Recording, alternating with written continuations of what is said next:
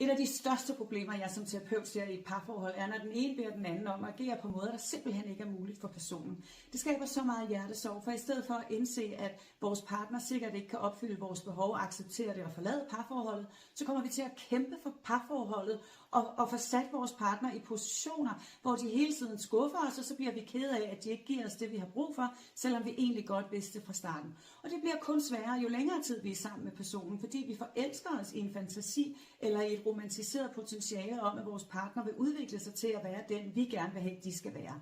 Jeg hører så mange sætninger som, hvis han nu bare forstod, hvis hun nu bare gjorde, hvis han havde lyst til at gå i terapi, hvis hun ville udvikle.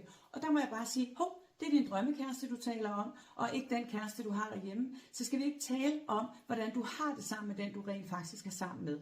For du kan ikke tvinge et andet menneske til at udvikle sig, forandre sig eller gå i terapi. Du kan ikke tvinge et andet menneske til at se tingene fra dit perspektiv, gøre tingene på din måde. Du kan ikke engang tvinge et andet menneske til at respektere dine grænser, opføre sig anderledes, behandle dig anderledes, tage ansvar for egne handlinger. Men du kan undgå rigtig meget hjertesorg ved at acceptere, at nogle mennesker er ikke i stand til at opfylde dine behov. Og det handler i virkeligheden om dem, og ikke om dit værd eller din værdi. Det betyder blot, at I ikke er forenelige.